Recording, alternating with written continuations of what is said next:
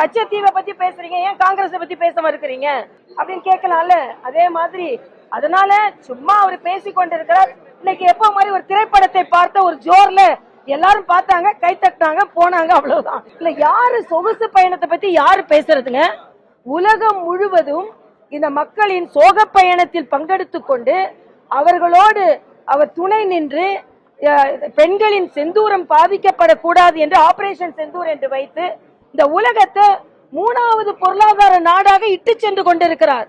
Corona நேரத்துல மரியாதைக்குரிய பிரதமர் இல்லைன்னா அவருக்கு கூட வேக்சினேஷன் கிடைச்சிருக்காது. மரியாதைக்குரிய பிரதமர் இல்லை என்றால் விஜய்க்கு கூட தடுப்பூசி கிடைச்சிருக்காது. ஆக முதலில் அதெல்லாம் கொஞ்சம் நன்றியோடு நினைவு கொள்ள வேண்டும் என்று பேசணும்னு எது வேணாலும் பேசலாம். சிங்கம்னு சொல்றாரு, அப்புறம் திடீர்னு தலைவர்கள் அரசியல்வாதிகள் எல்லாம் புத்திசாலிங்க இல்ல, நடிகர்கள் எல்லாம் முட்டாள் இல்ல. யார் சொன்னா நான் கேட்கிறேன். அவரா உன்னை உருவகப்படுத்திக்கிறார், அவரா உன்னை பேசுகிறார் என்று. அப்போ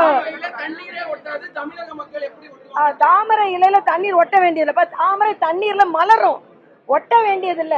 அதனால ஒட்ட வேண்டியதுல ஓட்டு வரும். அதனால தமிழகத்தில் தாமரை தண்ணீரில் மலரும், ஒட்ட வேண்டியது இல்ல. அதனால அடுத்தது உங்க சின்னம் எது, எதோ ஒட்டிக்கிட்டு இருக்கீங்க. இப்படி நிச்சயமற்ற தன்மை வைத்துக் கொண்டு பேசிக் கொண்டிருக்கிறீர்கள். ஆனாலும் தம்பி விஜய் அவர்கள் இன்னும் அரசியல் தலைவராக மாற வேண்டும் என்று எனது வார்த்தைகளை தெரிவித்தார்.